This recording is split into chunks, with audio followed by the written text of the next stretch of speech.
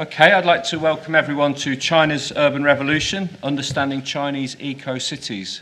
I've got a very experienced panel today. Sitting over here is Austin Williams, the author of a forthcoming book entitled China's Urban Revolution, Understanding Chinese Eco-Cities. And he'll be talking about this topic with slides around about 7, 8, 9 minutes. And then I'll be inviting our distinguished panelists to respond.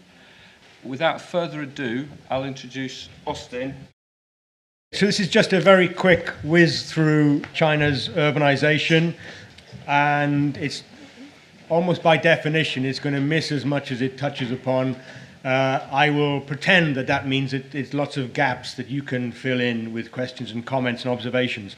And I think that it's not so much to have a go at me in your comeback, but if you want to make your own contributions as well, please feel free. So look, I'm just going to spin through a couple of things on China, some of the data, some of the quality and quantity issues, and the ambitions behind the urbanization drive over the last 25, 30 odd years.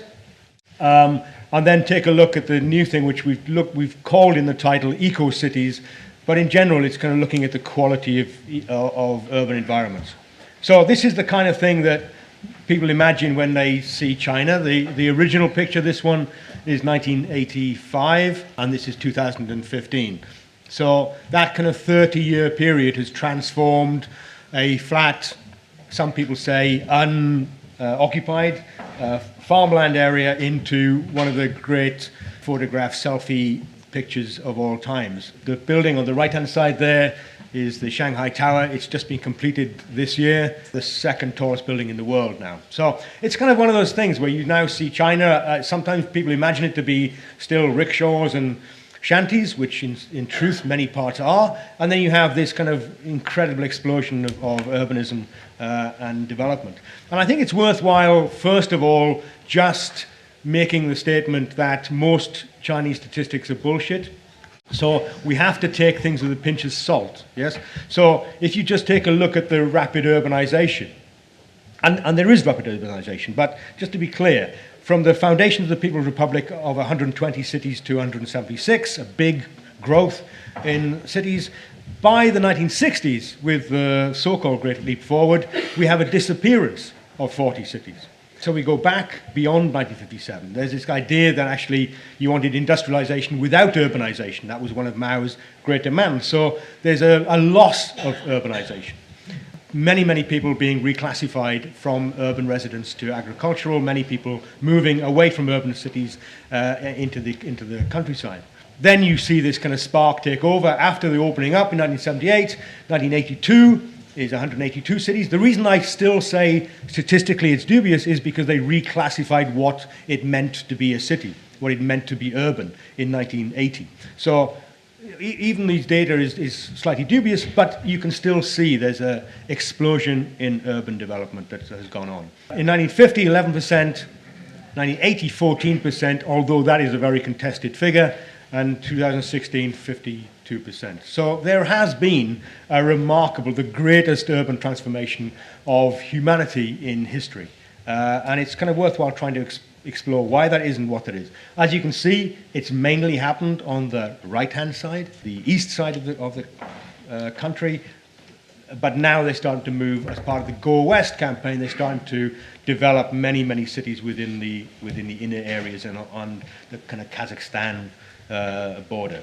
So this is a picture of the famous Ordos ghost town, which I recommend you read Wade Shepard's book called Ghost Cities of China, which kind of debunks the idea that actually these are ghost cities at all. In the West, the development of a city has been, or in the world, the development of a city has tended to be organic. So you have a small settlement, it grows, it develops, and people move in. What happens in China is that if you build a new infrastructure, there's nobody there, so you have to build a city. This has never happened before, and the city, by definition, is empty. And then you either cattle prod people into the city, or they come in, or it becomes part of a developmental process. But the fact that cities are being built and are photographed empty doesn't mean they're ghost cities. It means that they are cities yet to grow. If you go to places like Baltimore in America, or you go to kind of dying Rust Belt in America, they are ghost cities. And you see this, again, statistical thing. So there was a data back in 2005 which said that China is building 20 cities a year, every year for 20 years. 20 cities a year, every year for 20 years. Now, what that means is, actually they're building 27 new cities, really. But then they're upgrading, they're expanding, they're developing, they're moving the city up in city status. Now, that still means that they are growing, they are building, they are creating huge areas. The city I'm in at the moment, Suzhou, is an old town, and then they've built an equivalent new town of 3.5 million people. It's a kind of city that nobody's ever heard of, but it's not building necessarily a new city. It's an expansion, it's a development of the existing framework. So take the data with a pinch of salt, but still recognize that something remarkable is happening in China. If I move on to urbanization, the second point really is the kind of idea of the Kuznets curve idea that you reach a certain point in development, just as did the Victorians. At a certain point, they thought maybe for a developed country, sending children up chimneys isn't the best symbol of our civilized status in the world. In China, they also have reached a certain status where they recognize that actually maybe something of quality needs to be now implemented rather than just quantity. So the idea of building lots of cities, but lots of crap cities, is not necessarily the best thing to do. So now bringing some quality in. This is a picture from 1964. It's a terrible colorized image of Shenzhen, 1964. This is an even worse picture of Shenzhen now. I mean, 64, it could have been 74, yes? So from nothing to this, from 30,000 people lived in Shenzhen in 1985. 30,000 people, and now it's 15 million. Now, obviously, there are questions to be asked here, right, as to how could that happen. I don't think it could happen anywhere else in the world, that they would be allowed for that to happen, because it meant people's houses, their livelihoods, their communities, their areas, their memories being demolished and a new city being built. That's partly due to the fact that there is a dynamism to China where people want a little bit more of the action. There's a growth, so people want a little bit more financial stability, and also there's a pliant population who are readily accepting of many of these things. And of course, the final part of the equation is a reasonably authoritarian regime that actually gets these things done. But in terms of the smog, this is a picture from London in 1952 in the Great Smog, where 12,000 people died, famously 12,000 people died in 2 weeks in London. The conditions in China haven't really got to that stage yet. This is Beijing now. And it's a pollution problem which is eminently solvable, and many people now recognize that it is a problem. Part of the idea within China is to say that we've reached a certain stage of development, we have many cities, we have urban residents, we have a dynamic economy. Now we have to deal with these issues. And an emerging middle class within China is obviously protesting about these kind of qualities of urban life. Some people moving out of cities. And the growth of the eco-city movement is one of those phenomena where to develop a new area, a new city in some ways where people can move, which not only has the accommodation and the industry and the parkland, but it also has quality environments of where you can take your children. It's almost the urban equivalent of the suburban story that happened in Britain in the 1960s. Again, in terms of Kuznets curves, you can see that actually as the GDP increases, so you have factors of sulfur dioxide being removed. Obviously, the carbon emissions are still going up in China, but they are planning on taking action. So in terms of the idea of China wanting now to create cities which are not seen to be the polluting, harmful areas that they've been pilloried for a long time, if you want to be a major player on the world stage, if you want to be a global leader and invite the G20 to your country, then Hangzhou. So Hangzhou was the city where the G20 was held. Hangzhou is now the latest eco-city. This is just a little map showing the new development of eco-cities. So 2007, there were 7 eco-cities, 2011, 15, and 2011 is when I started having ideas to write my book. And I thought 7 eco-cities is kind of fine by me. I can handle that. And just last year, they announced there are 284 eco-cities in China. It's, what is that? 1/3 of all cities in China are now eco-cities. Now, as we started with the statistics, that is obviously bullshit, yes?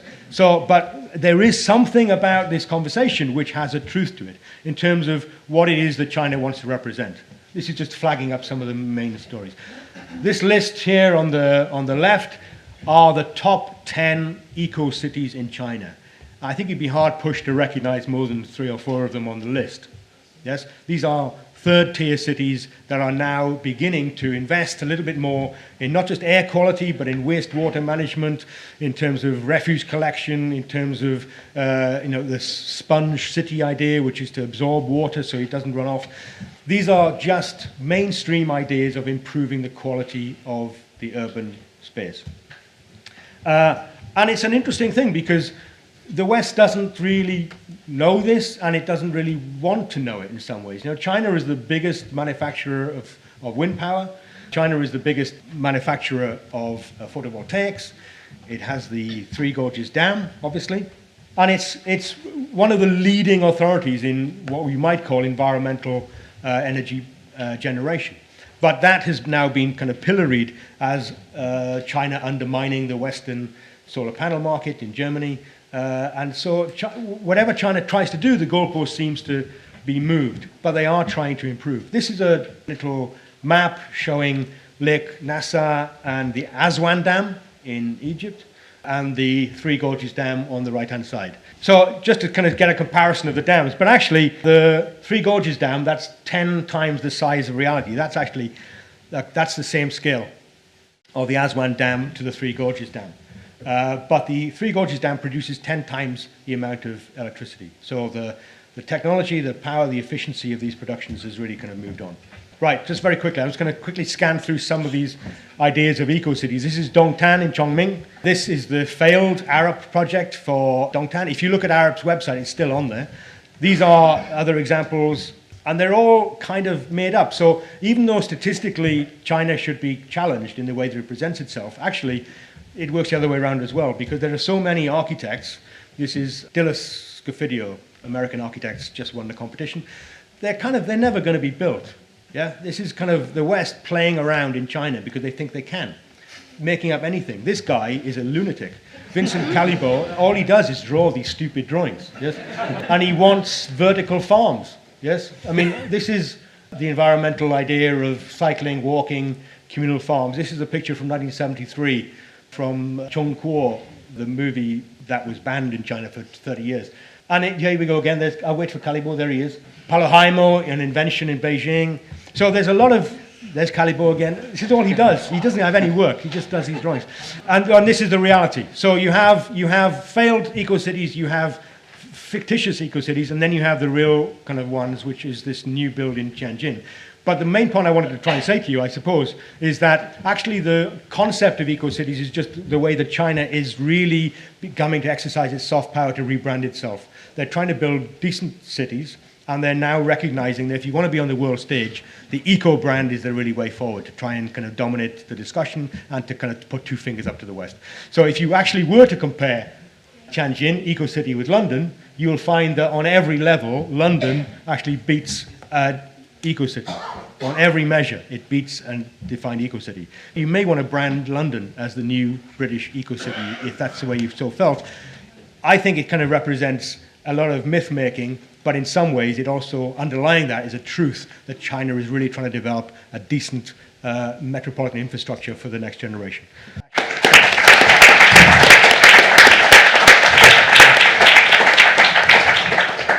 Thank you very much. I'd now like to welcome Dr. Yingying Chen, who is a master planner, urban designer and researcher, director of the China Design Center. I I work for China Design Center, which is like a knowledge exchange organization that every year we bring a lot of planners and urban designers and architects to come to the UK to learn. So we also organize conferences or forums for the China part. And I just come back from London last night. We organized a conference in Hangzhou, the city that Austin mentioned. This is to understand how, because Austin has given a big picture of how China has changed in the past 30 years and the rapid urbanization, which the next stage urbanization that the government is focusing on a lot on the small towns and the cities. That gives a lot of opportunity to, achieve the quality of place and the quality of the cities in the next stage. And the failure of the eco-city, in the past few years, and also the China has also learned a lot of lessons. And I want to make the 3 points from our recent experience working with the China's developers and the government. The first is the eco-town. This, as Austin said, it could be a brand of build a better quality of life and the quality, high quality cities. What actually China is aiming to achieve is the happiness and the quality life in the places. And this were related to not only building homes, but also a lot of service facilities, retail, leisure, and health and education, and also efficient public transport and open spaces. They know that, and they try to integrate it into the whole concept of happiness and the living in harmony with nature and dealing with the relations between human and human and human and nature. So a lot of themes has been a lot of concept has been raised in the conferences that we organize in Hangzhou. And I think they would also like to build a lifetime community, equivalent to our lifetime home here, that meets people's need from the cradle to the elderly years. And the second point I want to make is how to achieve that. You got the goal of the happiness and the quality of life and the health and the well-being living in the towns and the cities, but how to achieve that. So China is always criticized by its top-down approach because a lot of projects led by the government, like the Dongtan Eco Town, is failed. But we are trying to help the China side to learn the collaborative process that Western is using here, and build. And first, you have to need the strong leadership and the shared vision for the future, and then which will be beneficial to all the stakeholders, because when all the stakeholders know this will give the benefit to everybody, then the vision will be built and all the socio-economic infrastructures will be embedded from the beginning at the building of the towns and the cities. It's like the ghost towns that Austin mentioned, because it's all second homes. It's like investment assets, and there is no social and economic life there. This is why it's caused all the ghost towns there. And the third point I want to mention is because we work with a prestigious Chinese developers who would like to achieve the best quality of the towns. And they would like to set up a system which is for the community's long-term stewardship. This is a quite new in China, because in the UK we have the garden cities, and we try to build these kind of community organizations to have the self-governance. And in China, these things are happening, and they try to learn from the Western systems, but also combine with the Chinese systems to explore a right model for the long-term stewardship. This could be like community trust, could be like the foundation, and this will ensure that there is a long-term benefit to the community, and also the community can organize itself to achieve a long-term, vibrant and livable towns and the cities.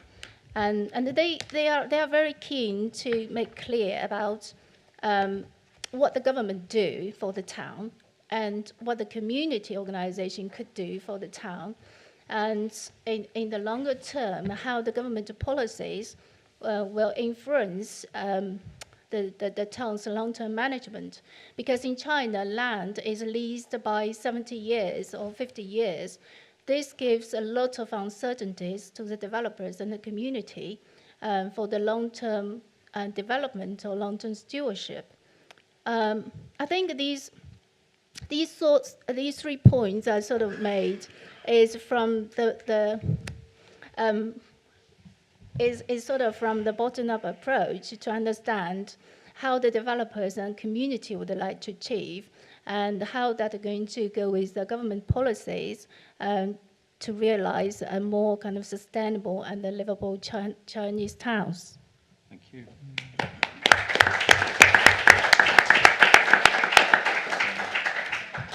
Now I'd like to welcome Dr. Kerry Brown, who's the director of the Lao China Institute at King's College London.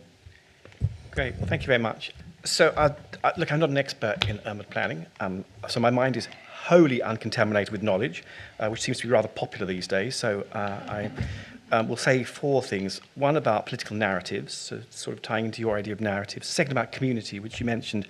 And the third about Deep China, the place called Deep China. And the fourth, really a couple of questions, actually. So the first is political narratives. You know, these cities, I think, are representative of a kind of very distinctive political narrative. Li Keqiang, the premier, talked, I think, of the idea of creating a new economic model where you have higher service sector, higher urbanization, higher consumption. And so cities are sort of pretty central political tools. And I think in the last census in 2010, it was 50% of Chinese people living in cities. And now I think the aspiration is quite soon to have 70% living in cities.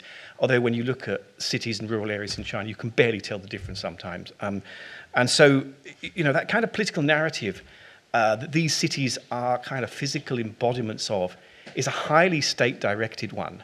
I mean, the hand of the state is always there. You showed that great image of Pudong, and Ya Huang, in a wonderful book about, you know, what's wrong with Shanghai, said, you know, that kind of new development built from the 1980s was built on illegality because the land was stolen from most of the farmers who had that land, and it was really state-directed. 85% of it was state-directed. So the role of the state is still pretty profound. And that leads to the sort of second issue about community. You mentioned community. So in Shanghai, in an area of 640 square kilometers, so it currently has a population of 24 million, and that increases by 500,000 every year. And you kind of think about how on earth do you create cohesive or meaningful communities in places where everyone is an outsider. So I think the current population of Shanghai, maybe 7 million, are Shanghainese, but I mean everyone's from somewhere else. Shenzhen, I mean everyone's from somewhere else. So how do you kind of create cohesive communities and kind of meaningful communities when you have it's just so much newness? I mean, that seems profoundly difficult. And sort of people who participate in their communities in such a way that they feel that the built landscape is something that they're contributing to rather than something that is imposed upon them. The third thing is about the place called Deep China. So we all know, as you say, the statistics about the place that is called, you know, the China statistics, and we deal with that all the time. But there's been a lot of work over the last few years on this sort of place called Deep China, the China of aspirations, people's changing kind of psyche, basically. I was at a meeting about 3 years ago with a Politburo member, Liu Yunshan, who's the sort of head of the ideology, and he said something about, over the last 30 years in China, you've got changes which are material, you can see them in the kind of built landscape, but you have, you know, and every day there's been change. Every day there's been change. I went back to Huahat in Mongolia in 2010, where I'd lived in the mid-1990s, and I couldn't recognize anything. Everything has changed. But he made this point about, you know, we can kind of deal with the changes that are physically manifested but we don't know how to deal as the party, Communist Party, with the changes in people's hearts. And, you know, Xi Jinping uses a much more emotional register in his sort of political messaging now. But I kind of wonder whether, you know, these cities are highly, they're symbols predominantly of aspiration, but you know, in what ways are those sort of aspirations dictated again by political fiat rather than by kind of an organic growth within people? They seem awfully Maoist in a way. The shadow of Mao never quite goes away. Very finally, you mentioned Dongtang. I mean, why didn't that work? I mean, I remember in 2008, I think there are people here, you know, that amount of propaganda that was produced over that. I mean, the fact that it's still on the website is quite interesting. So why didn't it work with all that sort of political will? And finally, so in the Maoist period, the future was sort of 100 years in the distance. In Deng Xiaoping's era from 1980, it was sort of decades in the future. And now the future is now. The future is within the next 5 years, the centennial goal. So what is your prediction for what these cities are going to look like in 10 years' time? Because having struggled around some parts of Shenzhen, you know, in the last sort of month or so, I mean, this newness is getting awfully tacky really quickly. So I just wonder, will the future look as good as we were always expecting it to be? Thank you.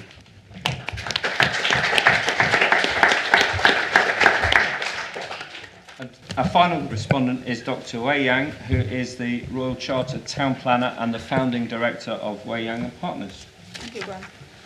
Hi, it's a pleasure to come to speak here today. Actually, I'm a planner, have been living in the UK for 17 years, and I founded Wei Yang and Partners 5 years ago in London. And my aim is to really promote best practice in planning worldwide. It's quite interesting, actually. Austin raised the question about eco-cities. When I read the eco-cities, I think, wow, it's a term I haven't heard for a while. Because actually, I'm not sure if you are aware, Eco-Towns program was started in the UK. UK was the first country really had this name mentioned. It was from 2007. That was a Labour government program.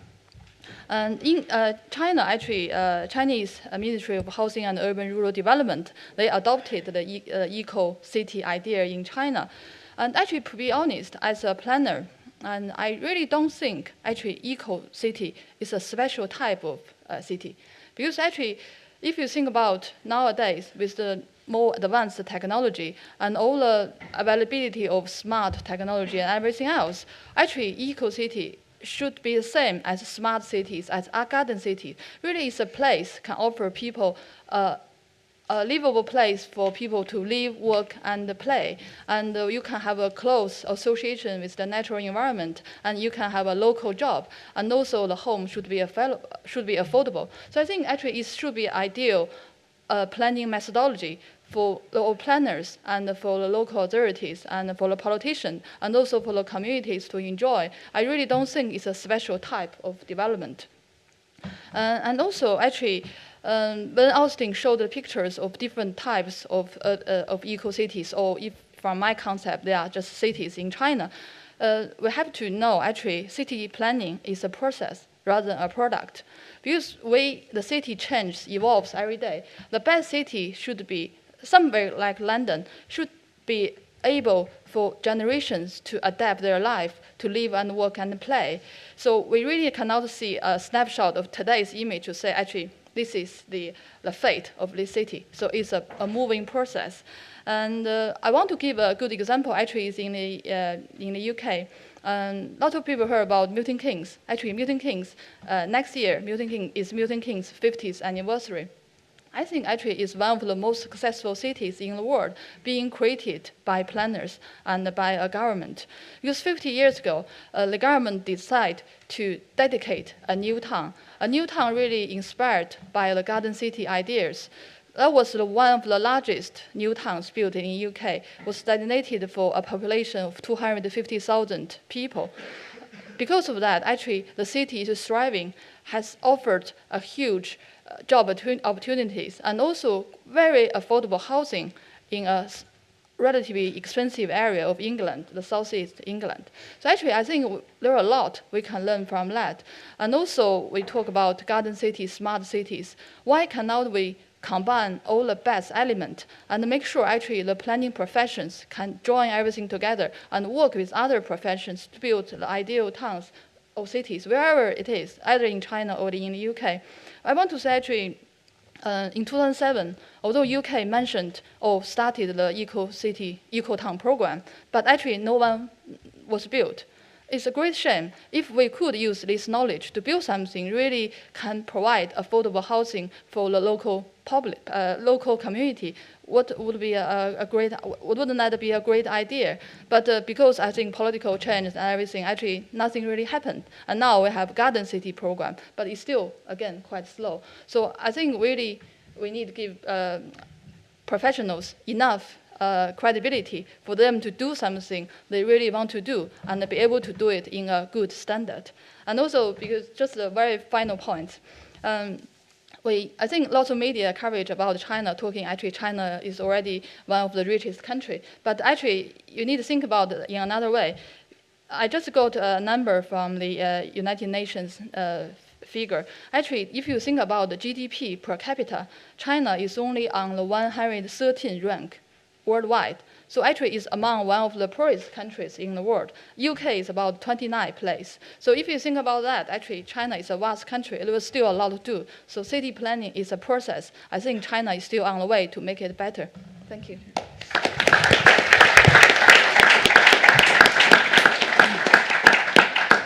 Okay, if I could see the hands of anyone who'd like to speak. So a few times the shadow of Mao came up and reasonable authoritarianism came up.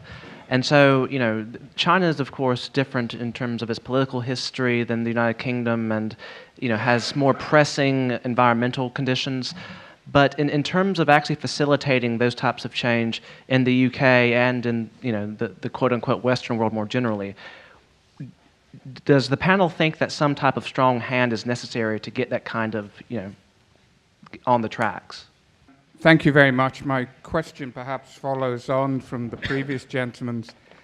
How is planning taking account of the ending of the one-child policy and addressing what I suspect is probably a social issue causing a lot of concern in China, which is the gender imbalance and the significant surplus of males? I can't help notice in that context the recent disturbances from demobilized or imminently demobilized servicemen, particularly the army, as a result of armed forces modernization. That could be an awful lot of angry, fit young men. Thank you. Austin mentioned the pliant population, and I think that's the wrong word. My experience is that, and actually it's more problematic, is a disengaged population. People who, when there's a problem on the metro system, will say, well, it's not my job to tell you where to go or how to get out, because my job is to do something else. And that, I think that's what Kerry alludes to when he talks about the elite there are concerned about the changes in people's hearts. The way I have it described to me when I teach at the Pudong Party School, in fact, is that there's a crisis of values in China. And the elite are particularly worried about young people. They really have no idea where they're obtaining their values from. And they're extremely concerned about that, as we know from the whole social governance agenda that came in through the previous kind of party congress. But so in relation to that, my question was actually addressed to Ying Qian, which is, you said, you made mention of a couplet. You said strong leadership and shared vision. But there's no necessary movement from strong leadership to shared vision other than through engagement. Obviously, the authorities in China are alert to a crisis of engagement, but in what sense do you see them ever breaking through in terms of actually engaging people in such a way that their vision becomes a shared vision? Difficult question this, but how livable would the Chinese perceive cities as being? Would they want to move there because they get a good standard of life, or would they have to move there under duress because you need a job, or because the government will basically say that that's where you go? Yeah, there is a crisis of values in the Chinese young generations, because I did a research for Chinese developers for what meaning of happiness to the Chinese people at the moment. The first is the purposes. The purposes could be, attached to the community. The purposes could be, every day you have activities that you love to have. It could be job. It could be the charity work.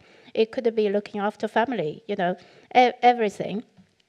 So this is something that China would like to build up, to understanding the purpose and the meanings of everyday life. It's not just money or economically, to be economic freedom, but other things in terms of connecting with other people, the social life or the community lives.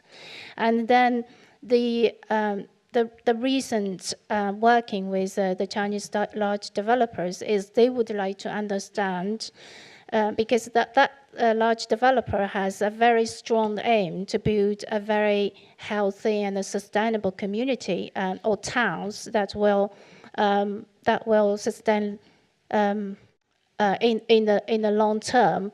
And then he would like to actually engage the government and the communities. He would like to understand what kind of community groups could be in the town and how to organize it.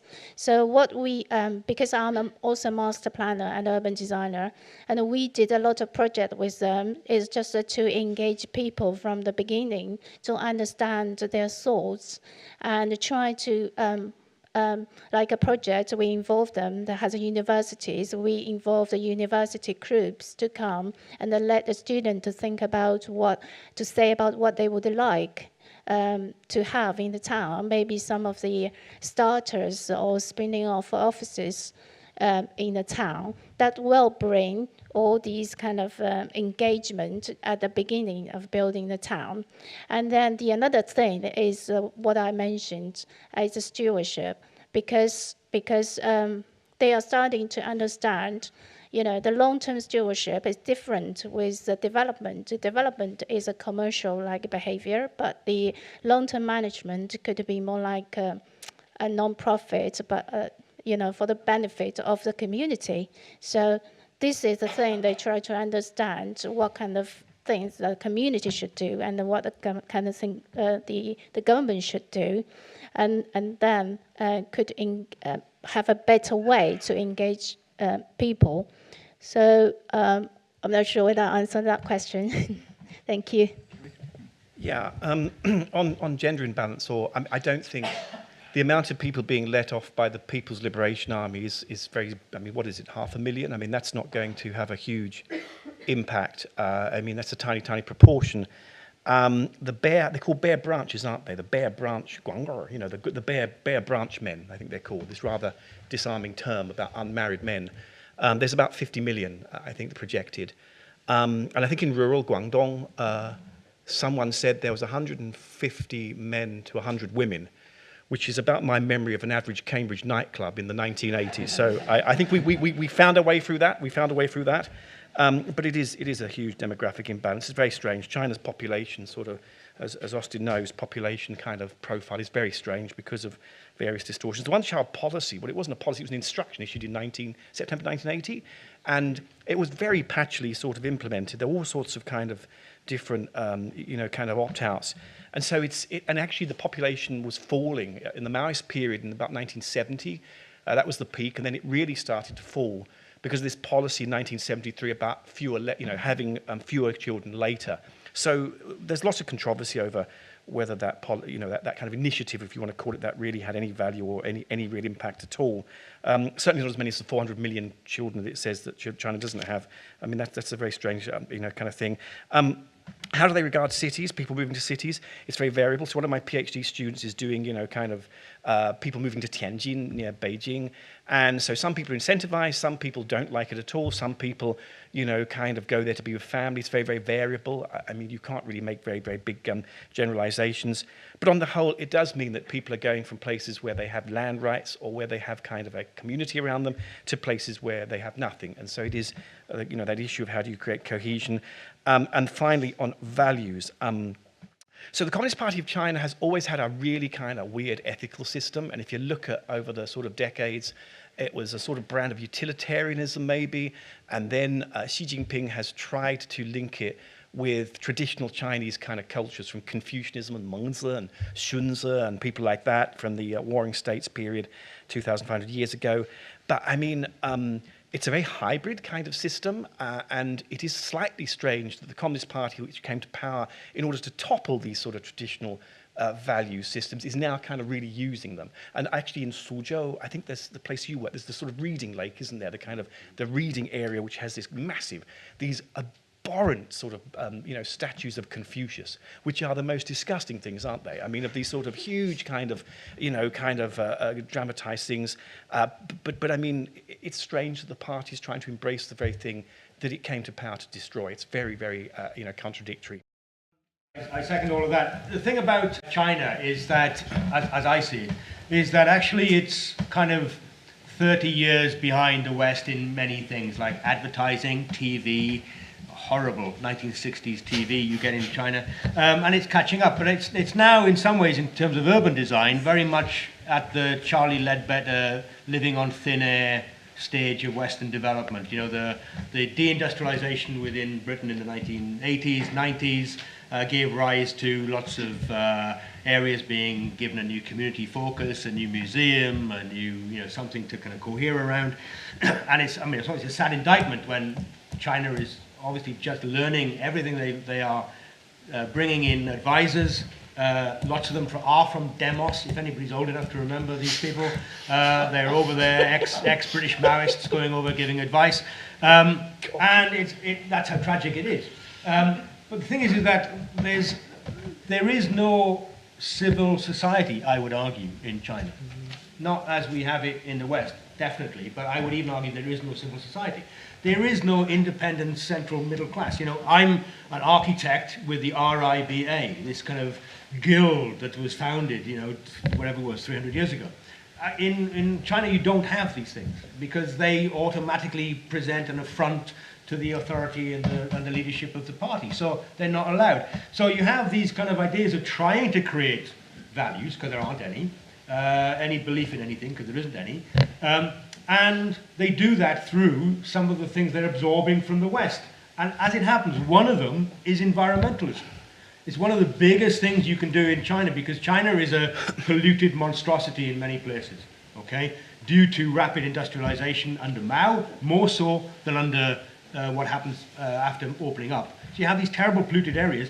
If you are then going to reinvigorate a sense of community, how better to do it than to try to have local people reporting polluting industrialists or polluting factories or people who are not doing what they should be doing. So there's this kind of strange new Maoism, not using kind of red bandanas, but actually using green bandanas, the idea that you will now become the environmental party.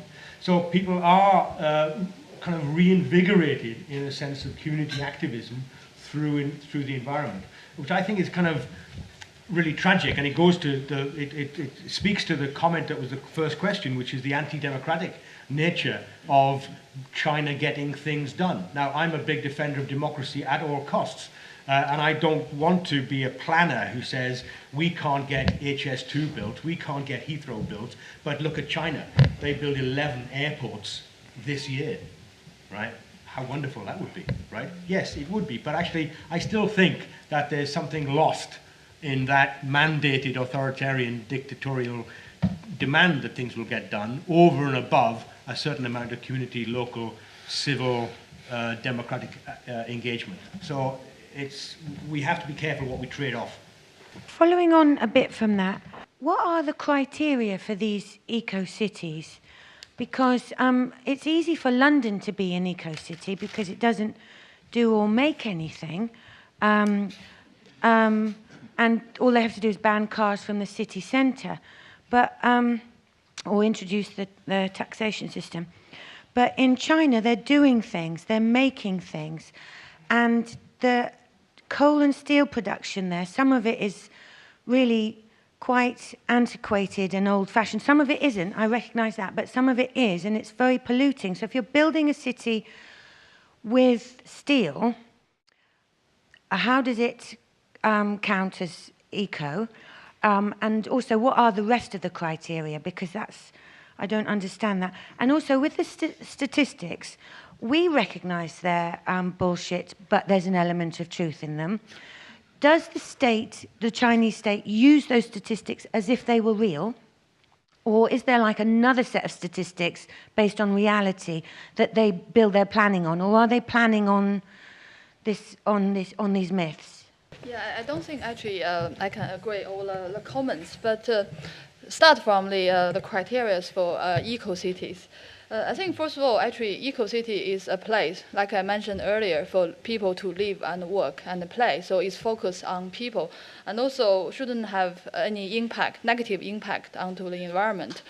At the same time, think about the local historical context and how people, their lifestyle should relate to the format of the city. Actually, I admit, in the last 30 years, Chinese urbanization was very much focused on large cities and also very much focused on the economic development of the cities.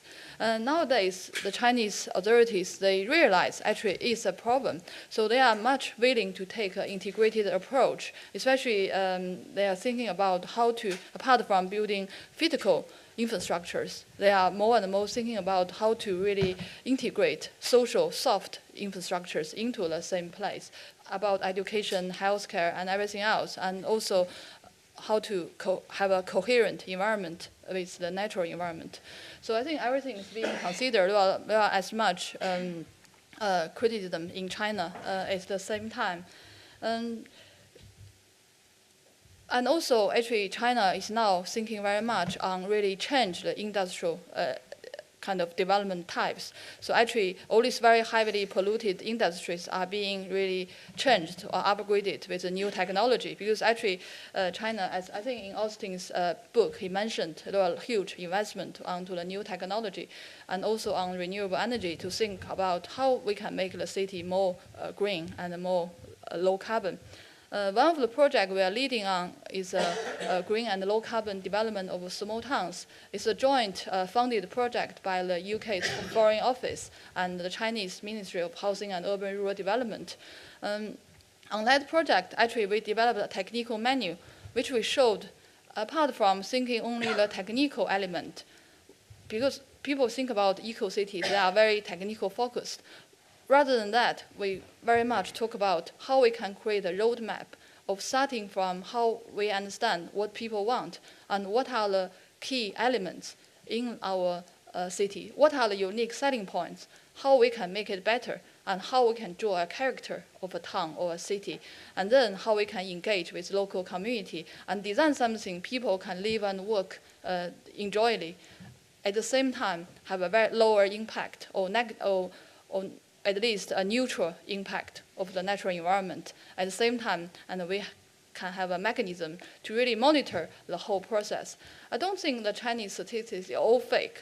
Maybe not 100% accurate. Maybe there is a margin, a bigger margin, but I think the majority is relatively accurate.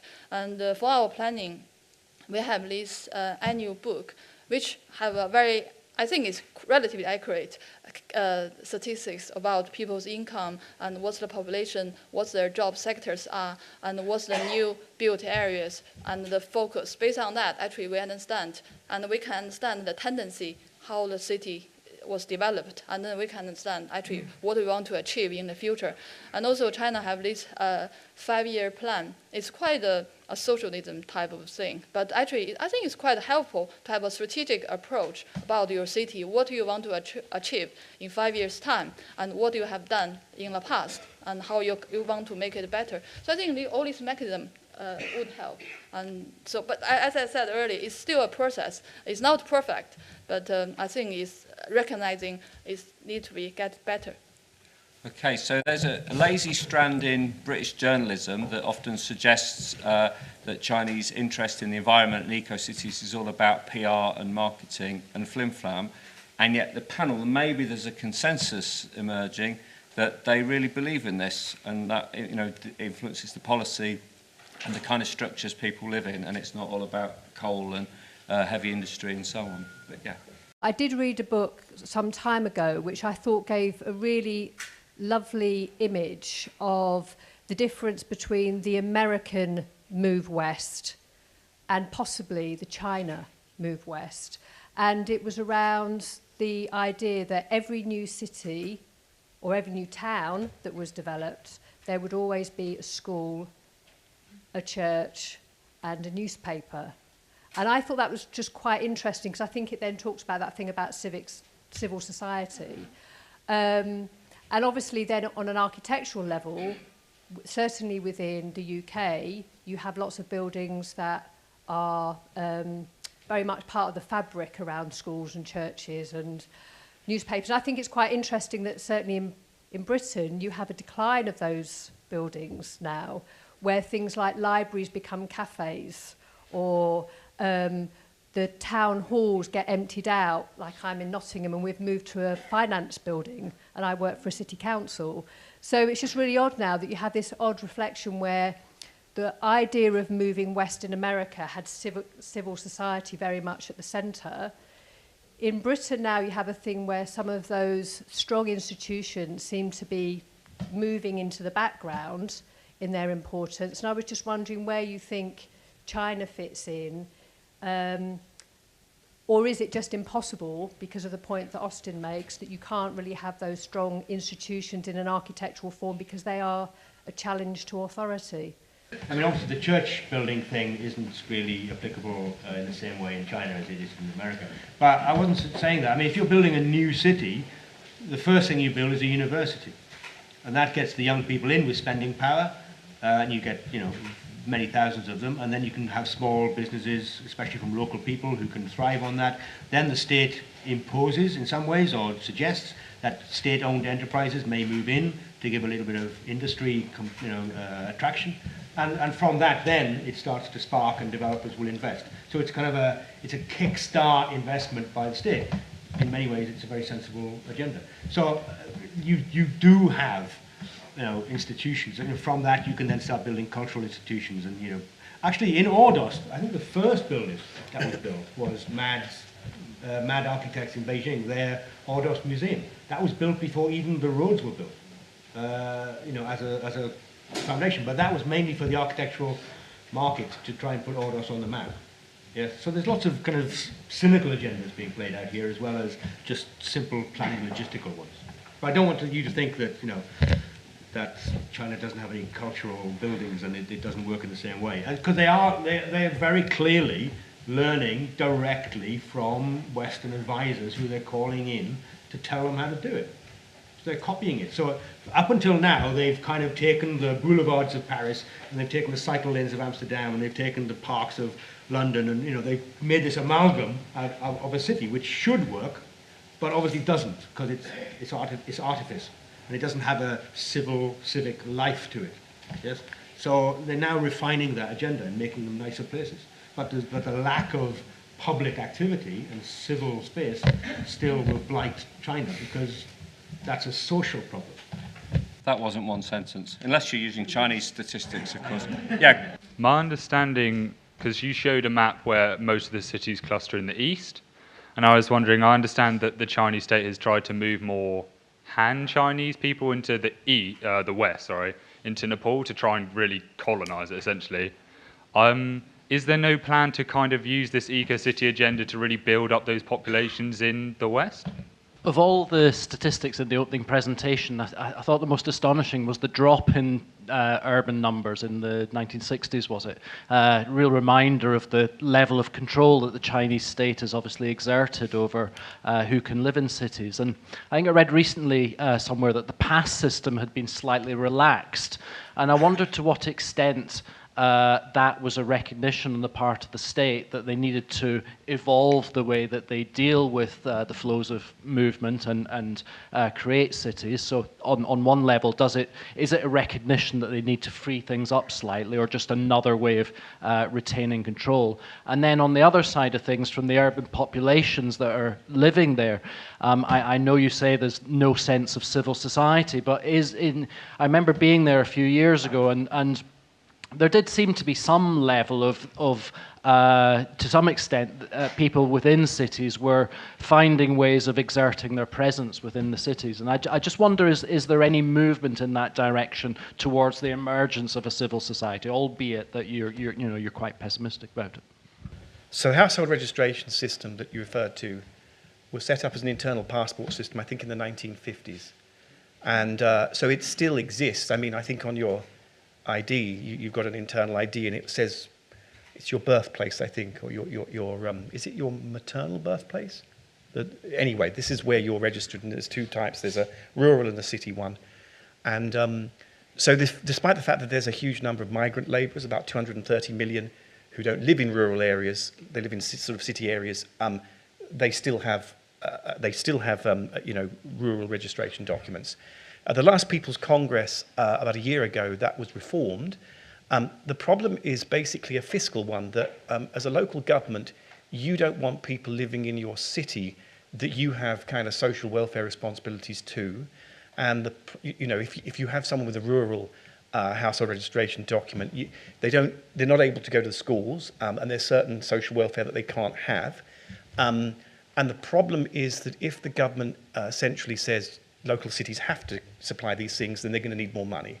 And that means that they're going to need to tax these people. And the tax system in China is still highly imperfect. I think about 10% of taxation comes from private individuals, and in our system that's 60%. So if you want to say what is the greatest current political problem in China, it is that you have higher wage earning, urban service sector consuming middle class people, but they're not taxpayers. So if you want to make them taxpayers, you have to look at undertaking political reforms. So the household registration system, although it's been reformed partially, is still highly, highly imperfect. And I don't think that that's going to be an easy thing out of the current system to do, although it seems to me the fundamental political sort of vision of this government at the moment under Xi Jinping is to create as many people in the middle class as possible. And at some point, maybe at the plenum later this month, in Beijing, they're going to have to hit this issue of how do you do those kind of reforms in as politically sort of as a manageable way as possible. How do you get tax out of people without giving them representation? That's never been done anywhere else, so good luck with that one. I think the household registration actually is in a process of reform, as Keith mentioned. In Beijing, they started a pilot to really abolish that system already.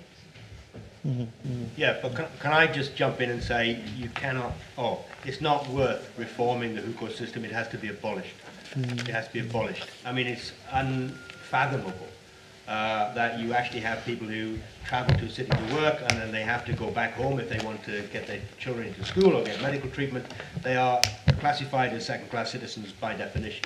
The fact now that Beijing is reforming the system of, so they're allowing some migrant workers to allow their children to attend schools, very nice, but it's still an authoritarian system. And Beijing is introducing, as you were saying, the population development, Beijing is just introducing a cap of 25 million people living in Beijing and in Shanghai, and this is phenomenal. I mean, it's pragmatic, so it's understandable. I get it, but it's not free movement of people, which is what I would want to defend. I just want to say that in the past 30 years, maybe there is a focus of physical development in Chinese cities, with the high-rise buildings, skyscrapers, and concerned about how city look like. But now it's coming to a stage that people are more concerned about the softwares and what kind of people's lives, the quality of lives behind it, and how these kind of socioeconomic issues can support the cities. So coming to that civic society question, that I would like to say that because of the emerging rich middle classes, there is a demand for, to recreate the value of the society, and then the people, they establish quite a lot of groups at the moment. China is on a big learning curve about how to build these, social organizations, the social enterprises. Because this year we received the requirement from China that the China's community trust association would like to come to UK to study, because obviously UK's community trust is more powerful, because it has various forms, and in China it's more like a small charity which is relied on the donation from the developers or individuals. But how the system could run to support all these values to be established in China, I think this is a crucial, or this is a trend that China is going to. Wei Yang, you said making a city is a process, not a product. And when you look at the images of the eco-city, I mean, they do remind you a lot of the Prince of Wales plans for Poundbury in Dorsetshire. That he has an ideal vision of what he wants the world to be, and it's a completely static, contained thing that's all going to be rolled out in one moment. I wonder to what extent among that rich middle class that you're talking about, presumably many of them have visited New York, to what extent there isn't a yearning for a sort of metropolitan New York model, where you have very basic rules, not planning, and those basic rules provide a framework for a genuine urban freedom and autonomy, as opposed to planning, which seems to be a very static thing. Is there a possibility that people might start using New York as the model for the Chinese city? Yeah, I have a question about the whole idea of these eco-towns, both in the British and the Chinese context, because I'd be particularly interested to know from the panel to what extent you think these ideas have a popular purchase with ordinary Chinese people, and to what extent also they have a popular purchase with British people, because without wishing to seem simplistic, it appears to me that in British society we have town planners and politicians who have given up on fast development and instead embrace sustainable development and said, we're not going to build lots of roads and lots of houses that you want. You made the very good example at the beginning about the lack of new towns since Milton Keynes in the UK. And then in China, we have an elite which has basically given up on its ideology of Marxism and instead has adopted environmentalism. And of course, that has real material impacts, as you've described about the new towns that are being created.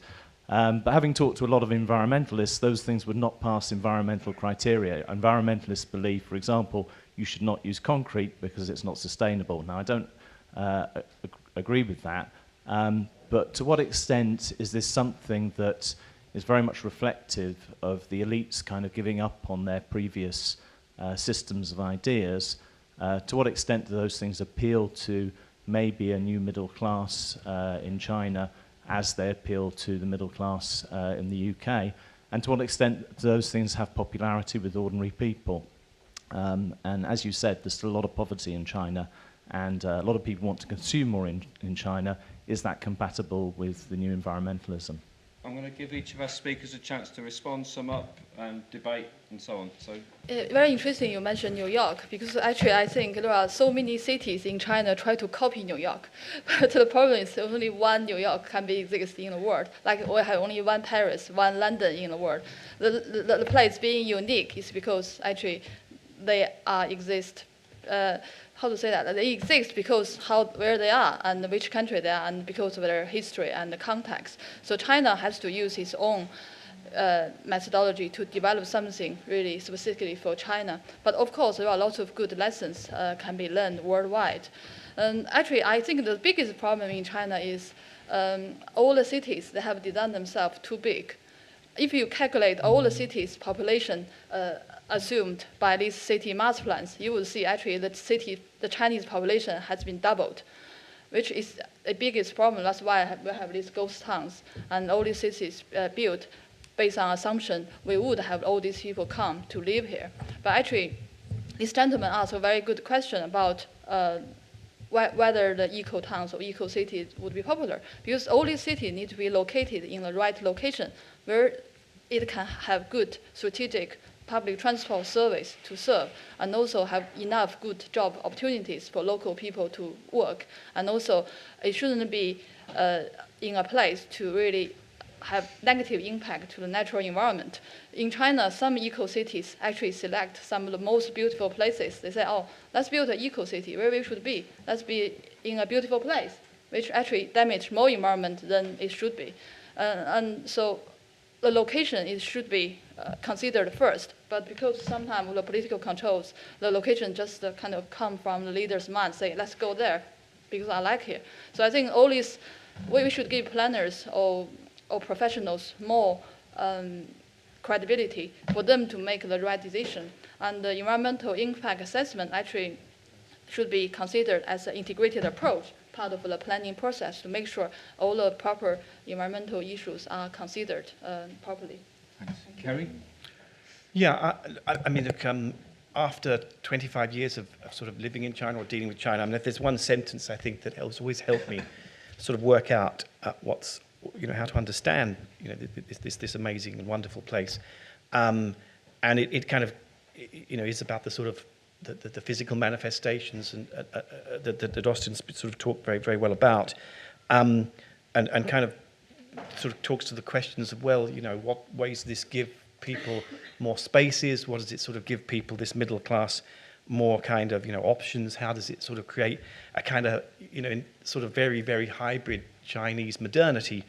So that sentence actually that I always use to try and understand China is not from classical Chinese literature or contemporary Chinese literature. It's actually from Machiavelli, and it is, to trust is good, but to control is better. That's interesting to talk about the eco-town, eco-city again, because Austin and I went to Suzhou eco-town in the summertime that we designed 5 years ago.